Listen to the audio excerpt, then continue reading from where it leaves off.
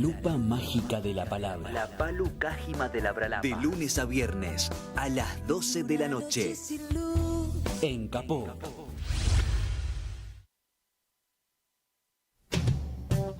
Radiocaput.com. Estás conectado. Estás en Caput. Se apaga el sol cuando te encuentro en el amanecer. Justo cuando el tiempo empieza a desaparecer. Mami, aunque lo intenten, no van a ver caer. Todo bueno. Buenas. Acá otro martes a las 7 de la tarde, como todos los martes, he vuelto, he resucitado. Al fin. Por Justo favor. Post Pascua resucitaste. Sí. Nada. Semanas difíciles, semanas de muchos exámenes, sepan disculpar. Estamos ya cerrando el primer bimestre académico del año. El primer bimestre del año ya pasó, pero yo estoy cerrando ya el primer bimestre académico y... ¿Cómo decirlo de una manera tan diplomática como suelo hablar yo en este hermoso programa? Lo que es la vida del estudiante, ¿no? Lo que es la vida del estudiante, completamente. Pero bueno, acá, siempre con la mejor energía, he de decir que se viene un programa... Yo no lo quiero mufar, pero yo creo que bueno, vamos a arrancar un poco bajón, porque, bueno, primero que nada, ¿cómo estás vos? ¿Cómo te sentís? Yo bien, estoy un poco decepcionado, volví un poquito al verano, ¿no? Sí, Hay tomá. calor, no me gusta. Dios, qué lindo. Hoy me saqué el buzo, anduve musculosa, no, chicos, fue hermoso. Y creo que va a ser esta temperatura mañana si es que no llueve. Mañana, como todos los miércoles, defendiendo a los jubilados con lluvia. No quiero cruzarme, así que esperemos que mañana no llueva. Pero con lluvia, truene, granizo. O que no pase por el centro, más fácil. Claro, que no pase por el centro. Que haga que este es el centro, que haga así por el centro y después, bueno, cuando nosotros Que no vayamos... cruce San Cristóbal. Claro, por favor. Pero bueno, siempre nosotros, llueve, truene, granice. ¿Granice se dice? Sí, granice. Estamos ahí defendiendo a los jubilados, como todos los miércoles, ante un gobierno totalmente represivo, ante un gobierno que constantemente está cagando a palos, para ser diplomática, a nuestros jubilados. Es descriptivo, es realidad pura. Hay que hablar con la verdad, por más cruda que sea, porque a ver si hablando con las palabras adecuadas nos choca más esta realidad y logramos salir más unidos y más fuertes a las calles.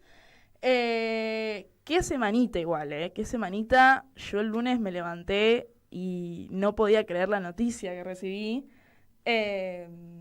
Decir que yo no soy ni cristiana, ni católica, ni nada, pero me ha chocado mucho la noticia que recibimos esta semana, que si no la sabés, vivís en una burbuja básicamente, pero este lunes a las 6 de la mañana se notificó acá en Argentina que el Papa Francisco falleció a los 88 años tras un derrame cerebral.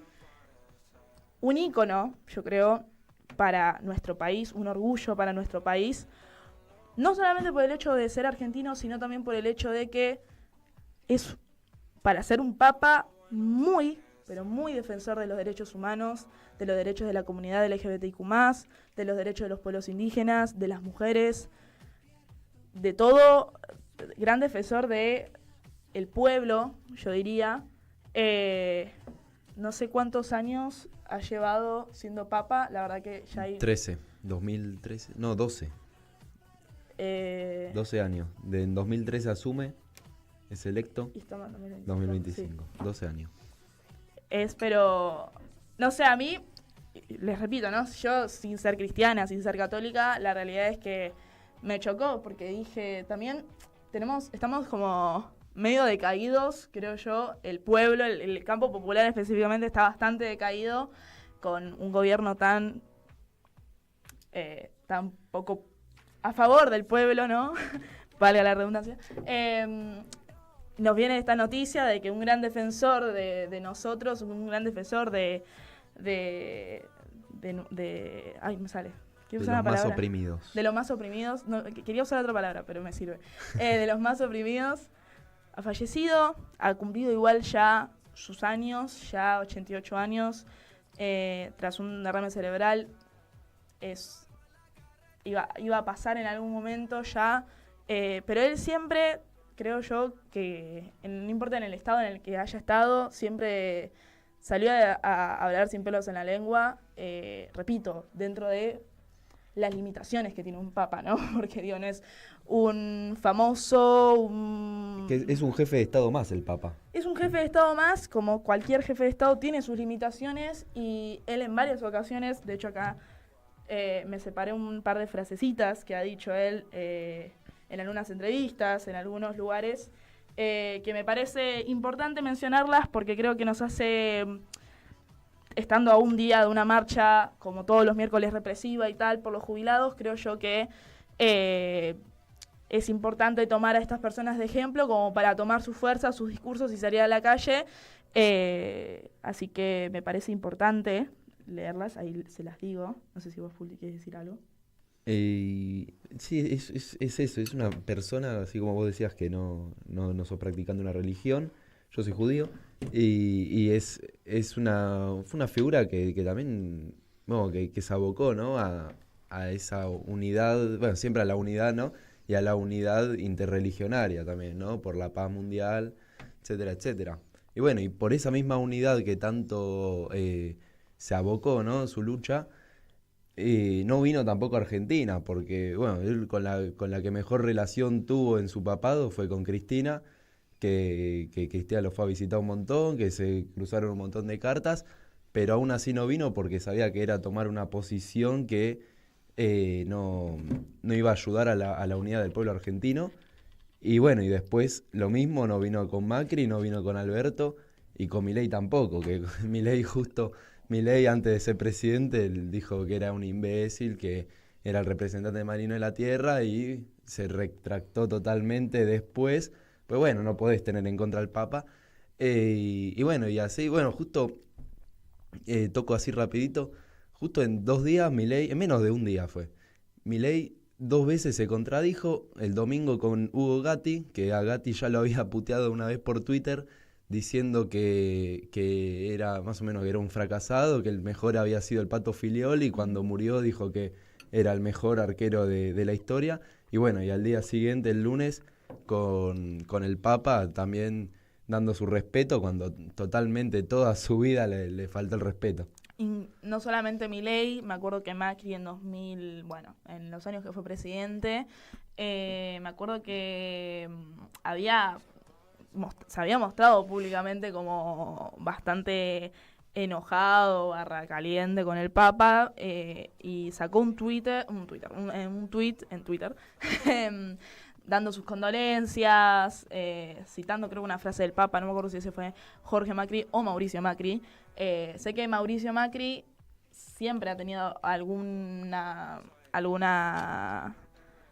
público, un odio público hacia el Papa, pero bueno, ahora cierran la boca y se hacen las nuevas caras, dando sus condolencias y tal, públicamente, tras el fallecimiento del Papa. La cultura del bienestar nos ha hecho insensibles a los gritos de los otros. La globalización nos sacó la capacidad de llorar, en el 2013. No puedo dejar de manifestar el dolor y la vergüenza que siento ante el daño irreparable causado a niños por parte de ministros de la Iglesia, 2018. Esta frase me resuena bastante porque, digo, siendo Papa, ¿no? Volvemos a lo mismo de antes, siendo Papa, siempre ha mostrado un gran rechazo hacia la institución y hacia el daño que provoca la institución.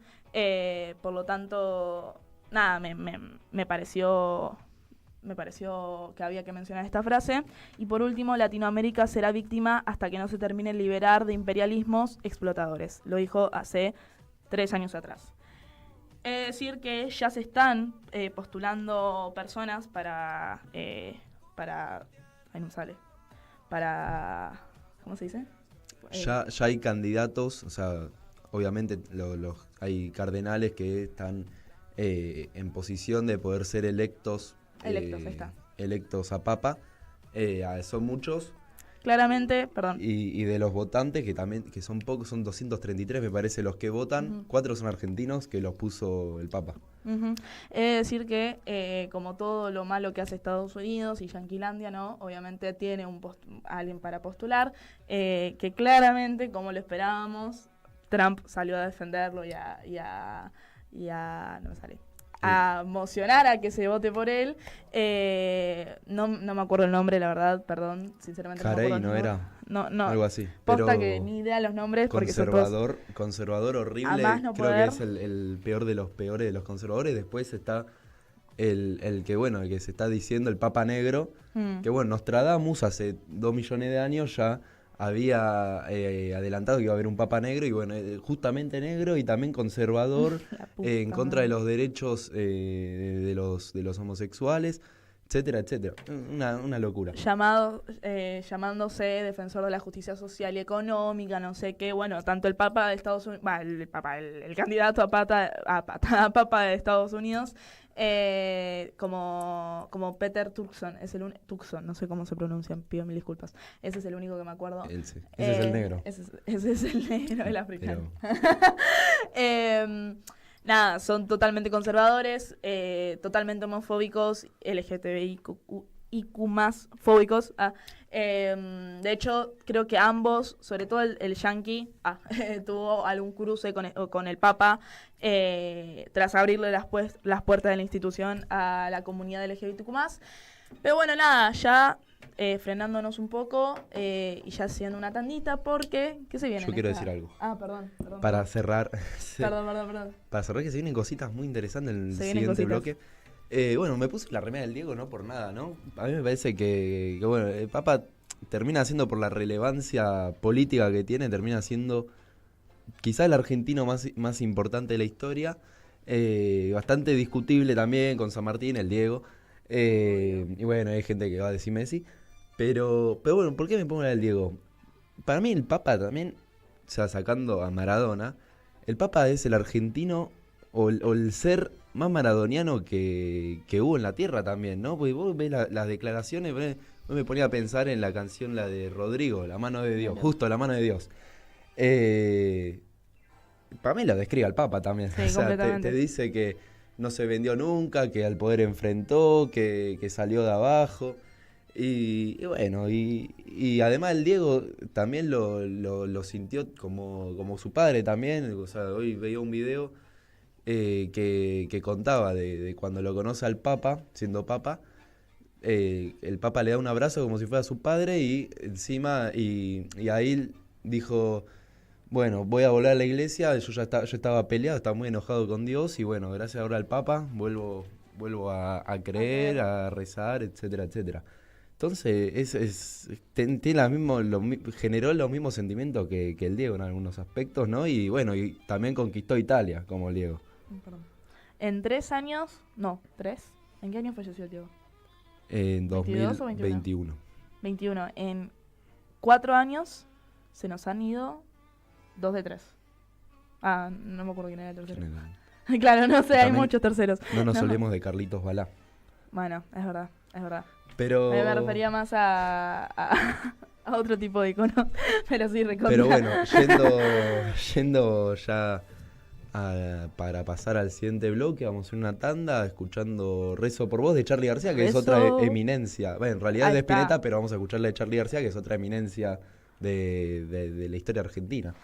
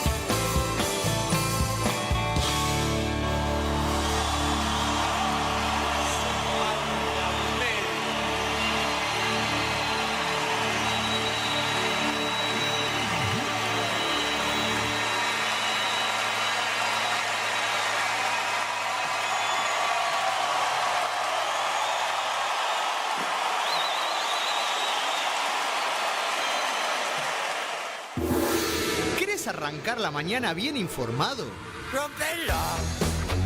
InfoSiberia, las noticias en tu celular. Manda un mensaje de WhatsApp al 1128679078 y recibilo gratis todas las mañanas. Vos sos la única que me haces feliz cuando nadie te dice la verdad. InfoSiberia, las noticias en tu celular.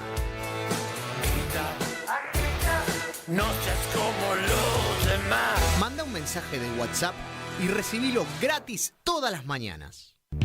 Y un recuerdo En Caput del Papa Francisco. pasan cosas. Querida Ana María, de modo especial rezo por las madres, rezo por vos, rezo porque son luchadoras. Estoy seguro que, además del reconocimiento de la humanidad, Dios las tiene muy en su corazón, son luchadoras, son luchadoras. Lucharon por la justicia y nos enseñaron el camino. Y me alegra que vos sigas estas huellas de tu madre y que la transmitas a los demás en tu audición radial. De modo especial rezo por la madre, rezo por vos, rezo por tu madre, Esther, y rezo por todos los hombres y mujeres de buena voluntad que quieren llevar adelante un proyecto de justicia y de fraternidad entre todos. Son luchadoras. Y nos enseñaron el camino. Radio Caput. Que Dios los bendiga a todos. Esas cosas.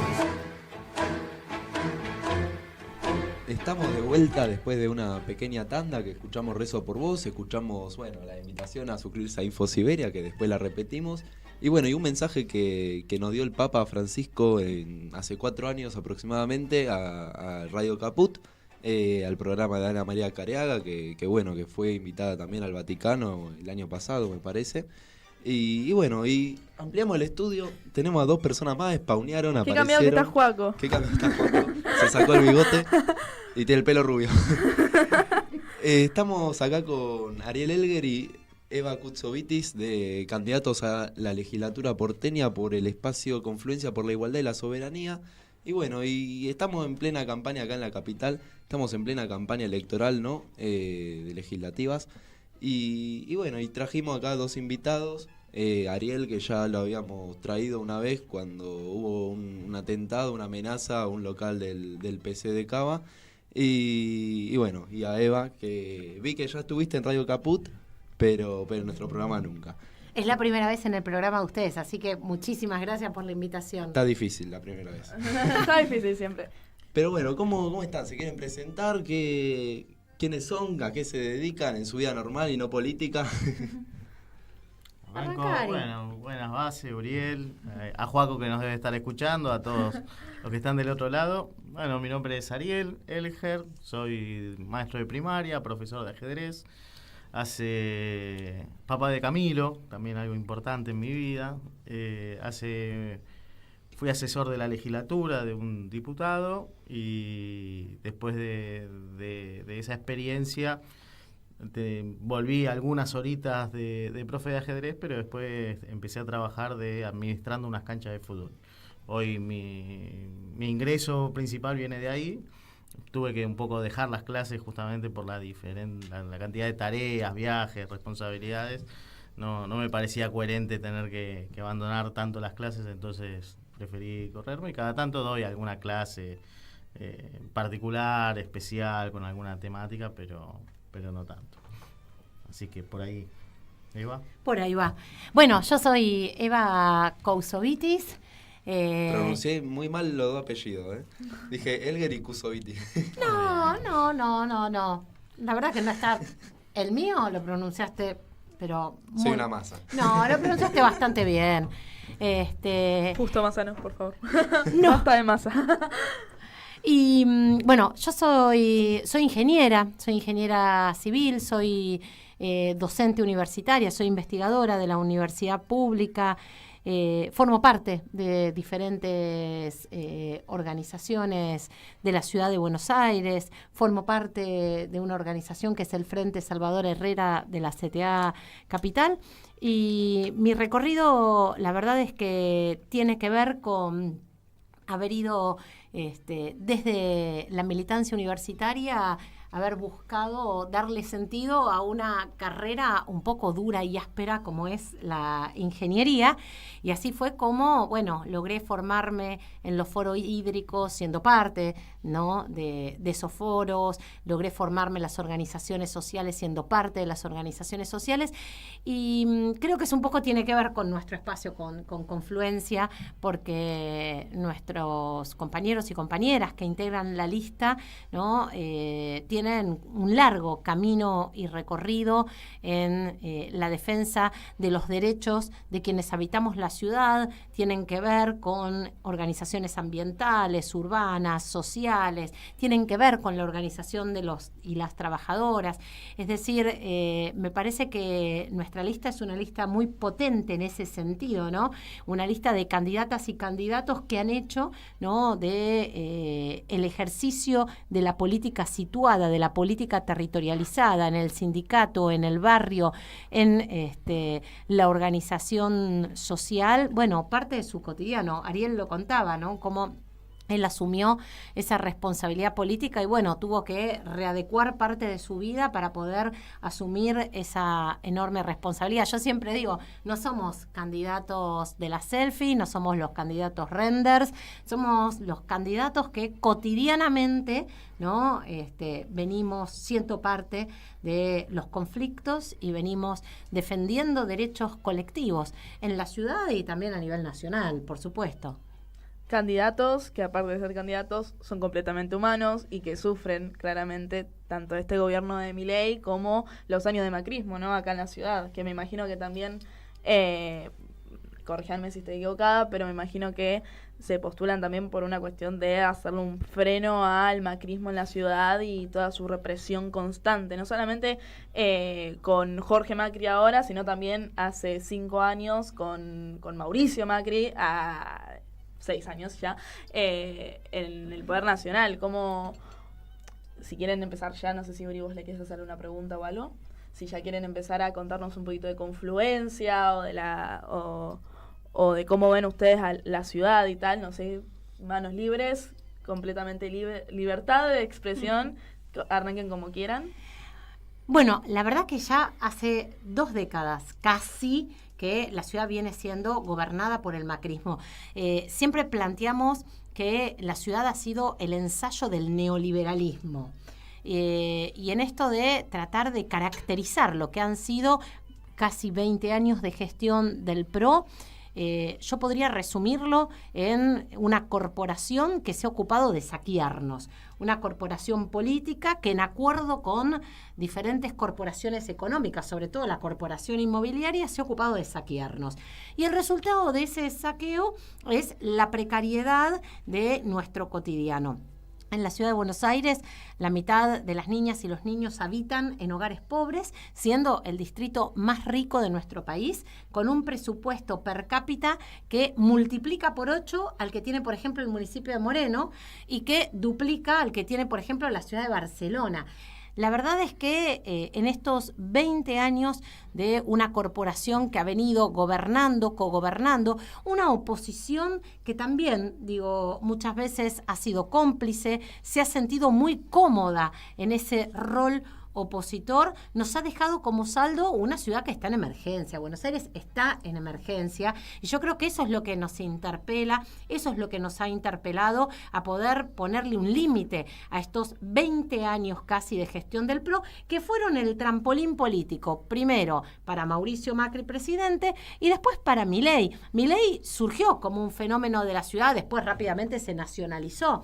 Nosotros necesitamos recuperar la ciudad para quienes la habitamos, eso es estratégico además en términos políticos, dejar que Buenos Aires sea el faro de la corporación política, ¿sí?, en acuerdo con la corporación inmobiliaria, para ser un faro de la democracia participativa popular, para ser un faro de una ciudad que no deje atrás a nadie, y la verdad es que ese es un sueño enorme que compartimos desde Confluencia. Sí, yo creo que efectivamente para quienes vivimos en la ciudad de Buenos Aires desde que nacimos, ¿no? Para quienes vinieron por diferentes circunstancias de otras provincias, de otros países y se encuentran en esta ciudad, ven que cada vez vivimos de manera más precaria, de manera más indigente, de manera más difícil, que no hay ninguna política del gobierno que venga a solucionar algún aspecto de nuestra vida, ¿no? A mí me tocó ser estudiante de maestro y vemos hoy los mismos problemas o aún mayores en los profesorados, en las escuelas, en las recorridas que uno hace a diferentes hospitales, en lo que vemos cotidianamente, ¿no? Ha habido mucho del marketing de vamos a hacer muchos kilómetros de subte y vemos cómo hoy anuncian subtes fantasmas que no recorren, o ahora simplemente es el cotillón del cambio del nombre, digamos, para reconocer al Papa Francisco, pero no hay una solución integral a los problemas del transporte, ¿no? Ni hablar de los problemas habitacionales, que vemos una ciudad cada vez más expulsiva, con mayores dificultades para poder alquilar, donde la mayoría de los jóvenes tienen que volver con sus familias o juntarse de a 3, de a 4 para poder entre todos poder solventar un alquiler, donde vemos en que cada vez más personas tienen que apelar al poliempleo, digamos, para intentar de esa forma sostener parte de el consumo mínimo de vida, donde es muy difícil proyectarse en decir amo mi ciudad, quiero seguir, quiero disfrutarla, quiero acceder hasta expresiones culturales, porque cada vez se hace más difícil también acceder a las expresiones culturales, del deporte, del ocio necesario, ¿no? Entonces, en ese aspecto, Confluencia viene efectivamente a dar una nueva esperanza, a construir nuevos lazos de solidaridad, de fraternidad, de poder marcar que hay posibilidades de construir una sociedad que no piensen que la solución al problema de los jubilados es darle garrote con la policía, sino que el problema de los jubilados se resuelve generando políticas habitacionales, donde se resuelve creando un laboratorio público de medicamentos para resolver el problema de los medicamentos. No se resuelve el problema de las personas que viven en situación de calle o de los inquilinos, planteando como algunos subirlos a un camión y llevarlos al conurbano o aún más lejos, como en los tiempos oscuros de la dictadura, sino se resuelve con políticas de Estado que vengan a no solamente regular el tema de los alquileres, sino también a proponer soluciones habitacionales concretas en, justamente, como decía Evo, una ciudad que tiene un presupuesto altísimo. No se resuelven los problemas de la juventud con la ludopatía, con diferentes problemas de consumo problemático, bajando la edad de imputabilidad, generando políticas represivas, aislándonos, culpabilizando a la juventud, sino generando ámbitos de participación, de acceso al deporte, a la cultura, donde puedan desarrollarse integralmente como personas. Digamos, necesitamos volver a construir un proyecto de esperanza para la humanidad, pero también para los porteños y porteñas que todos los días habitan. Y yo soy insistente en, nosotros tenemos que dejar de hablar solamente de los porteños y porteñas, porque la ciudad de Buenos Aires es también una ciudad que históricamente ha sido el gran conventillo de las colectividades a nivel mundial, pero también de hoy una cantidad de personas que trabajan en la ciudad de Buenos Aires, que se mueven en la ciudad de Buenos Aires y pagan impuestos en la ciudad de Buenos Aires, y está bien que la ciudad de Buenos Aires le resuelva materialmente el transporte o acceso a educación y salud también de una manera solidaria, como siempre nos ha caracterizado. Sí, tal cual. Cuando nosotros hablamos de llevar una voz a la legislatura de quienes habitamos la ciudad, Cuando hablamos de los habitantes de la ciudad, hablamos de los que viven en la ciudad, de los que trabajan en la ciudad, de los que estudian en la ciudad, de los que también visitan la ciudad, ¿no? Esta idea de que nuestro presente y nuestro futuro se decide entre 4 paredes, 60 legisladores en acuerdo con el poder inmobiliario, y la verdad que para nosotros eso no va más. Me parece que hay un límite, ¿no? Por parte del conjunto de quienes habitamos la ciudad, hay un hartazgo a un modelo de gestión que la verdad lo único que ha hecho es profundizar la emergencia habitacional, la emergencia ambiental, la emergencia social y por supuesto, ¿sí?, las problemáticas vinculadas en torno a la seguridad. Así que en ese punto a mí me parece importante que nosotros podamos poner en agenda la necesidad de dejar de ser espectadores urbanos, que es lo que nos proponía en una época Horacio Rodríguez Larreta. Tenía un eslogan, la verdad, bastante impresentable, que era: viví la ciudad como un turista. No, la verdad, yo soy habitante de la ciudad y quiero, ¿sí?, ser protagonista de cómo quiero habitarla. Dejar de ser espectadores urbanos y pasar a ser protagonistas de cómo queremos habitar nuestra ciudad. Y ahí empalmo con lo que planteaba Ari recién. Quienes habitamos la ciudad somos quienes construimos, ¿sí?, la riqueza de esta ciudad. No nos olvidemos, ¿no?, que a la ciudad todos los días ingresan 3 millones de personas a trabajar, a estudiar, a recorrerla, a visitarla, a disfrutarla. Nuestro proyecto es para el conjunto de quienes habitan la ciudad. Es justo esto, ¿no?, que decían, perdón, bueno, necesitamos un proyecto para quienes habitan la ciudad, y justamente tenemos un jefe de gobierno que se la pasó viviendo en Vicente López, que fue gobernador de Vicente López, que queda en la provincia de Buenos Aires. Y bueno, remarcando el tema de la crisis habitacional, los alquileres, también el aumento de alquileres nos obliga, ¿no?, a irnos a la provincia a vivir. Bueno, tenemos acá el caso de Base, que es una que fue toda su vida porteña y ahora está en el partido de 3 de febrero. Literalmente. Y bueno, y eso también después te trae la consecuencia de tener que pagar más transporte, porque claro, Base tiene toda su vida acá en la capital federal, tiene la radio acá, el colegio acá. Y bueno, y tenemos el subte que es carísimo, 800 pesos. No puedo creer. 860. Aumenta, Y inclusive es también ahora con la SUBE la tenés que registrar. Y claro, yo no la tengo registrada porque no anda la página. Porque claro, es pero terrible. Yo sé que parece una boludez, pero les juro que es terrible. Porque claro, el subte te pasa a cobrar 860. Bueno, ahora te cobra 1.500 si no la tenés registrada. Es terrible porque todos los días tenés que estar cargándola y se vuelve algo impagable. No llegas a fin de mes por la SUBE y por un montón de problemas económicos más. Pero es tristísimo, tristísimo. Y hubo un momento en el que, cuando empezó a aumentar los transportes, que surge esto de la ecobici, ¿no? Y ahora es la tenés que pagar también. ¿Qué? ¿Ustedes plantean alguna propuesta con respecto a esta crisis también del transporte, ¿no? Pues nos van los que trabajamos y estudiamos en la ciudad de Buenos Aires y bueno, y los que viven en la provincia más, te va 30 lucas fácil por mes de mínima. No, totalmente. Mira, la verdad es que la ciudad no ha abordado la problemática del transporte. Una ciudad que, por otro lado, desde la década del 50 tiene 3 millones de habitantes, pero todos los días ingresan 3 millones a estudiar, a trabajar, a pasear. Por lo tanto, pensar la política de transporte requiere de pensarla en clave metropolitana, eso sin duda. Bueno, un gobierno que nos convenció que la revolución del transporte era el Metrobús, que en realidad es un carril exclusivo para colectivos, ya un poco te da la pauta de cómo han venido gestionando la ciudad a fuerza de marketing, puro maquillaje, pura superficialidad. Y lo cierto es que acá hay 2 cosas importantes que mencionaron ustedes. Por un lado, el tema del subte. El subte es responsabilidad 100% de la ciudad de Buenos Aires desde el año 2012.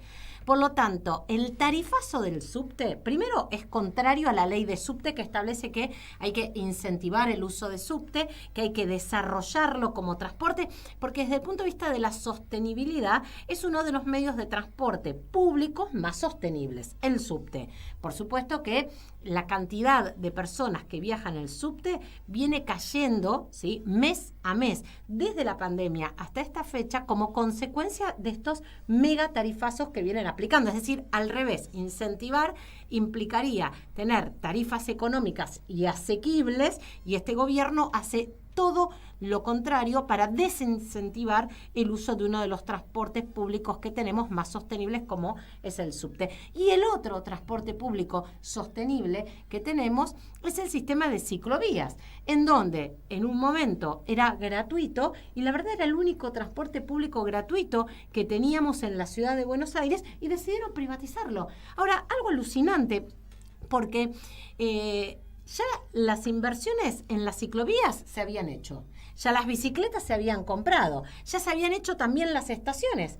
¿Por qué lo privatizamos el servicio? Para que entonces un grupo de empresas que no son audaces empresarios, ¿no? Ni empresarios que vienen actualizados en términos de innovación, sino que son la corporación empresaria mediocre la que hace acuerdos con el poder político y los porteños que ponemos toda la infraestructura, ¿sí? Para que entonces luego esas empresas reciban enormes ganancias en un servicio que cada vez se hace más precario, cada vez hay menos bicis, cada vez el servicio funciona peor, cuando en realidad ese servicio debería ser un servicio gratuito. Lo mismo pasa con el subte. La ciudad se dedica a extender la red de subte. Por supuesto, hacemos el paréntesis, como dijo Ari, de la línea F fantasma, ¿no? Pero la ciudad extiende la red de subte, construye las estaciones, compra, ¿sí?, las formaciones, es decir, los vagones, y después lo que hace es concesionar a un privado para que opere el servicio. Un servicio que no solo es completamente inasequible, cuesta 860 pesos la tarifa de subte, sino que tiene pésima frecuencia y además ni siquiera funciona 24 horas. No garantiza la accesibilidad a las personas que tienen cualquier limitación en la movilidad. Pero es un poco la historia repetida de esta lógica del saqueo, ¿no? Porque no solo este gobierno nos ha saqueado de nuestras tierras públicas, perdimos el equivalente a 2 barrios. De pronto desaparecieron 2 barrios de la ciudad de Buenos Aires de tierras públicas que, ojo, en acuerdo, oposición, gobierno y cogobierno decidieron liquidarlas y entregárselas al poder inmobiliario, pero no solo han liquidado nuestras tierras públicas, sino que además han privatizado el conjunto de los servicios urbanos. ¿Por qué no podemos cocinar en las escuelas? La verdad es que es completamente absurdo que haya 19 empresas que se repartan un negocio millonario, que es el negocio de alimentación en los comedores escolares. Nosotros necesitamos volver a cocinar en las escuelas para que de verdad los pibes y las pibas coman alimentos de calidad nutricional, porque eso además genera empleo, porque eso además construye y fortalece a la comunidad educativa.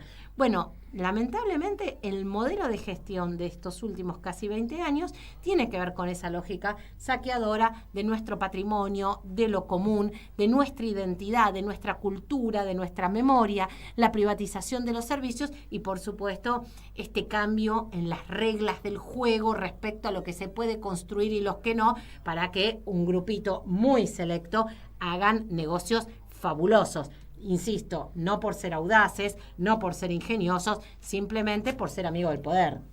Sí, no nos olvidemos también de además de que el subte es muy buen medio de transporte, pero es excesivamente caro para los usuarios, también mata a los empleados del subte, ¿no? Con el asbesto. Un problema que está hace un montón de tiempo y nunca se ha solucionado, y es más, se termina sancionando a quienes manifiestan contra él.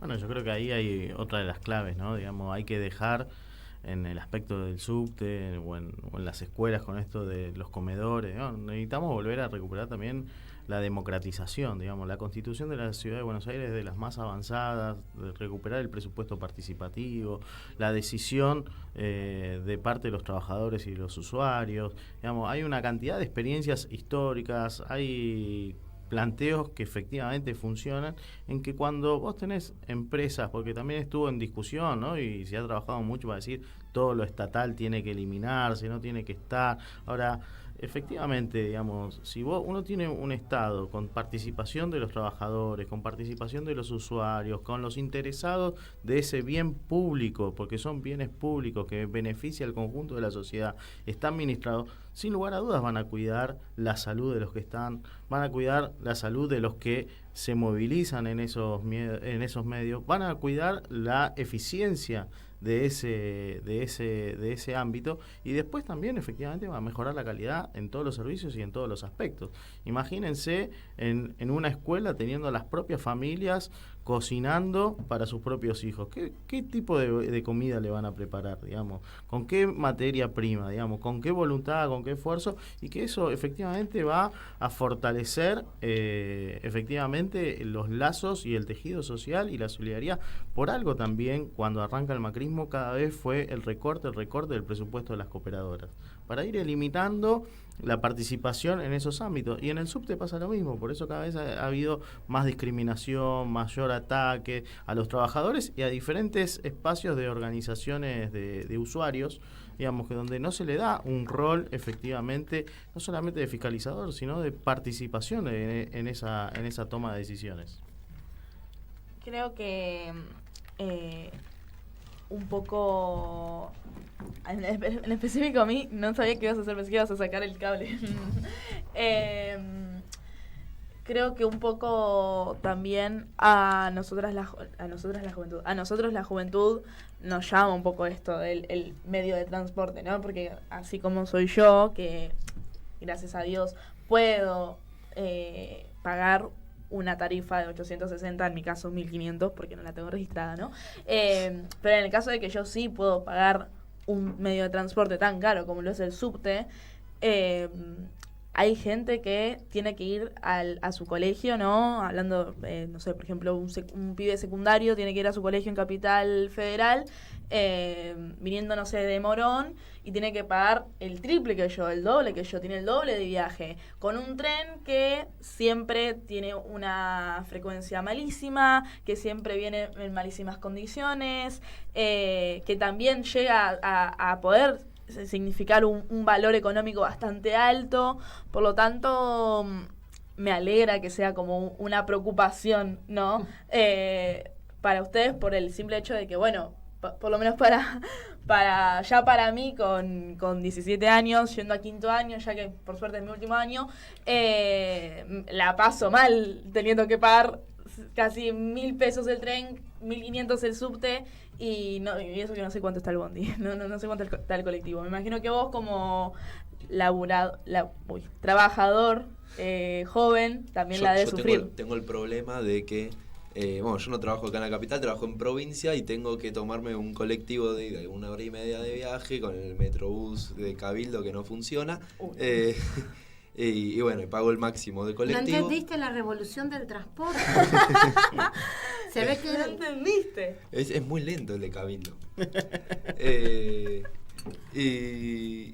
Y bueno, y tengo que pagar el máximo de colectivo y después para volver, cuando los días que tengo facultad a las 6:30 de la tarde, tengo que volver sí o sí en colectivo y subte, que curso, además que después me tengo que tomar otro subte para ir hasta la facultad de Derecho. Y bueno, y ahí tengo el colectivo subte y subte porque el colectivo, el 61, tarda un montón en llegar. Sí, no, qué bondi feo, Bueno, ahí es donde hay que universalizar y volver a recuperar la lucha por el boleto educativo, ¿no? Algo que de la juventud histórica a mí me ha tocado siendo estudiante secundario también y siendo estudiante terciario, ¿no? Porque a veces también están esas desigualdades que a los universitarios, al estudiante terciario no le corresponde o le corresponde en parte o con otro valor. Bueno, yo creo que eso es parte de las políticas de Estado y de incentivar también determinados carreras, digamos, sabiendo que falta una cantidad de docentes, es otra de las formas, ¿no? Como generar condiciones materiales para efectivamente poder estudiar de mejores condiciones, digamos, ¿no? Aunque uno no tenga la plata, tampoco corresponde, porque es un derecho el acceso a la educación pública, gratuita, de calidad, digamos, y hay que generar las condiciones para que los gastos que a veces quedan invisibilizados en libros, en fotocopias, en la movilidad, en la alimentación, cuando uno pasa 8 o 12 horas dentro de una institución educativa, bueno, tiene que ser resuelto por el conjunto, porque también tenemos que discutir que esos profesionales, esos estudiantes, sus conocimientos después tienen que también ser volcados al conjunto de la sociedad, porque también ahí nos han dicho, bueno, uno después se recibe, bueno, arma su propio proyecto individual. Bueno, tenemos que ir cambiando esa lógica donde también es importante el aporte hacia la educación, porque después son esos profesionales que no queremos que se vayan con la fuga de cerebro y que se vayan a cualquier país a formar, sino que todos esos conocimientos los vuelvan a retroalimentar a una sociedad que tiene que seguir mejorando y desarrollarse desde una perspectiva con soberanía. Un poquito para cerrar, se me ocurren 2 preguntas igual, las hago de una a la batucada la pregunta. Una es, bueno, mencionaron hace un rato, Fantasma por la línea F, y a Larreta, que Larreta justo cuando fue jefe de gobierno, yo estaba en el secundario y la verdad que lo que menos estaba era presente, con una situación en los colegios secundarios de la capital que todavía perdura, que nos cuenta base. Y bueno, y apareció de la nada porque había olor a meo en la ciudad, que como si no había mugre durante su mandato. ¿Qué piensan de este personaje, ¿no? Que ahora aparece de la nada, revive, resucita, ahora además que estamos con Pascuas. Y bueno, y después la otra pregunta es, estuve para investigar sobre la entrevista, estuve metiéndome en las redes de Confluencia y de ustedes, y veo que la gente dice que Confluencia, al no ir con con Ex Unión por la Patria, con Leandro Santoro, le terminan haciendo el juego a la derecha, o diciendo de por qué no van con el FIT. ¿Qué también tienen para comentar sobre eso? Porque es algo que bueno, que yo hoy comentaba, no, pues hoy le hacemos la entrevista a unos candidatos de Confluencia y dicen, ¿qué es Confluencia? No, van con Santoro, no, van por otro lado, y dicen, no, le hacen el juego a la derecha. Entonces, ¿qué pasa con eso? ¿Le hacen el juego a la derecha o no? Yo te voy a contestar ahí muy cortito. Mira, el juego a la derecha se los hacen básicamente los que votan el acuerdo con el fondo. Nosotros, los que formamos parte de Confluencia, fuimos los primeros que en el 2018 denunciamos el acuerdo con el fondo, ese préstamo que tomó Macri sin pasar por el Congreso y violando los propios estatutos del Fondo Monetario Internacional, con la esperanza de que Alberto, ¿sí?, investigara esa deuda ilegal e ilegítima. Santoro fue la cara visible de legitimar y legalizar en el Congreso ese acuerdo con el fondo. Eso es hacerle el juego a la derecha. Hacerle el juego a la derecha es ser parte de esa corporación política que viene gobernando y cogobernando.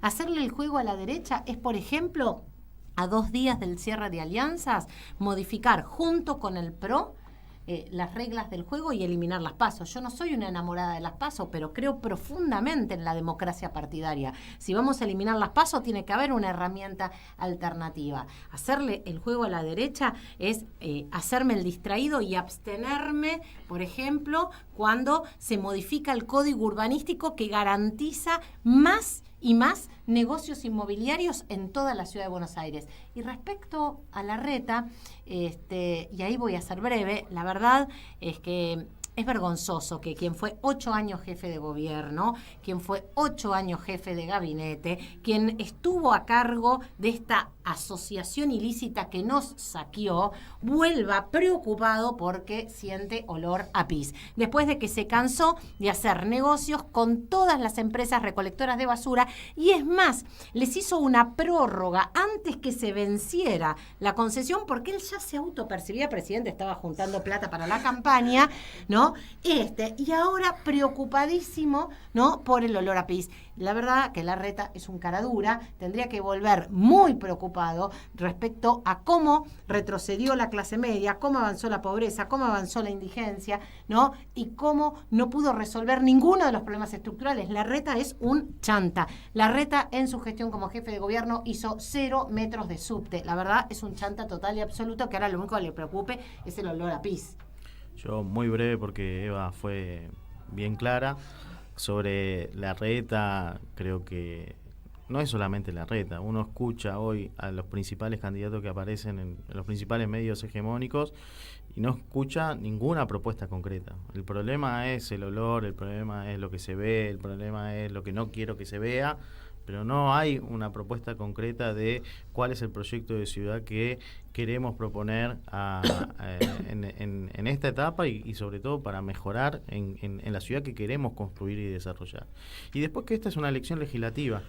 Las elecciones legislativas eligen a diputados y diputadas de la ciudad que tienen que defender los intereses de los trabajadores, de quienes viven, de quienes estudian, y que frente a una legislatura no se abstengan, no voten los proyectos con el PRO, que realmente tengan un rol de controlar, investigar y denunciar las políticas de negocios o de corrupción o etcétera, etcétera que aparece. Y lamentablemente nos hemos encontrado, como dijo Eva recién, y hay una cantidad de proyectos durante muchísimos años, se ha trabajado en pos de determinados proyectos que han beneficiado al macrismo, a Milei, a la derecha, a nivel general y en la ciudad de Buenos Aires. Necesitamos legisladores que sean coherentes, que tengan principios, que realmente respeten lo que dicen y hagan lo que dicen, y que defiendan efectivamente a los trabajadores y al pueblo de la ciudad de Buenos Aires. Y por otro lado, el problema acá no es solamente las personas, sino cómo construimos un frente, un espacio democrático, participativo, plural, y donde podemos tener diferencias, podemos tener matices, pero que se puedan llevar a la mesa, donde se pueda intercambiar, que se pueda decidir colectivamente, se puede perder o ganar en esos debates. Pero el problema es que cuando 2-3 te quieren imponer todo, cuando 2-3 terminan votando los proyectos del macrismo o directamente se abstienen, bueno, no hay posibilidades realmente de construir ese espacio frentista, y sobre todo no hay posibilidad de tener legisladores que realmente defiendan los principios y la coherencia de los trabajadores y el pueblo. Es un orgullo poder... igual vos no es la primera vez que votás, no. Vos votaste en 2023. 2021. Yo voté a Santoro en 2021. Míralo. Voté el acuerdo con el FMI. Míralo. Bueno, es un orgullo poder tener mi primer voto votando a un espacio que me da orgullo poder poner su boleta en la urna, estando segura de que con ustedes, también te iba a decir con ellos, pero con ustedes, que voy a conocer mis derechos, que voy a tener una voz en su espacio. De hecho, también a lo cortito, y ya vamos cerrando porque ya es la hora, es importante poder ir a la juventud y darle el poder de votar, ¿no? De 16 a 18 años vos podés votar, si no estabas enterado, te lo informo, y es importante poder cumplir con un derecho, al fin y al cabo, que tanto costó conseguir, como es el derecho al voto universal. Por lo tanto, este 18 de mayo creo que es claro con quién es. No sé si vos, Uri, querés decir algo. No sé si... A mí me pareció que estos candidatos son los primeros con los que hablo igual, pero... entienden, sienten y notan los problemas que tenemos las personas normales, ¿no? Los que bueno, somos la casta, porque somos los que ajustó Milei. Y bueno, y ya para cerrar... bueno, muchas gracias Ari, muchas gracias Eva por venir. Saben que tienen este espacio, está difícil, abierto. Yo te tengo una pregunta, Uri, es ¿cómo haces para estar tan informado? ¿Cómo viniste tan informado hoy? Bueno, yo vengo muy informado, porque yo toda la mañana recibo Info Siberia, que bueno, vos tenés que mandar un mensajito al 11 28 67 90 78. Ya te lo aprendiste de memoria. No, pero le llega todas las mañanas, y quiero meter un pequeño archivo que me pide mi productora Tati, aunque nos abandonó, pero nos sigue pidiendo cosas. Este viernes, si no tienen nada que hacer, pueden ir al recinto de honor Juan José Pizzuti del Estadio Presidente Perón, de la cancha de Racing, que se va a estar presentando el nuevo libro de Matías Bauzo, Distintos a Todos, el camino de Racing del Racing de Costas a la Sudamericana, que bueno, claramente habla de cómo Racing salió campeón de la Copa Sudamericana el año pasado. Qué raro que vos lo estés diciendo igual, ¿no? Pero es que somos del mismo barrio. Y bueno, va a haber una mesa con grandes expositores que, bueno, después se va a poder con una fiesta, con un DJ, y va a terminar con la banda Timbre 18. Seas hincha de Racing o no, podés ir. Y bueno, estás invitado, Uri. Yo te he invitado, pero este viernes no puedo. Además, a las 19 horas yo no llego, yo laburo. Aparte sí. Pero bueno, muchas gracias por venir. Los esperamos el próximo martes en un nuevo programa de Está Difícil. Esperemos que esté Joaco en el próximo. Y nos vemos mañana en el Congreso defendiendo a los jubilados. Así que... Ay,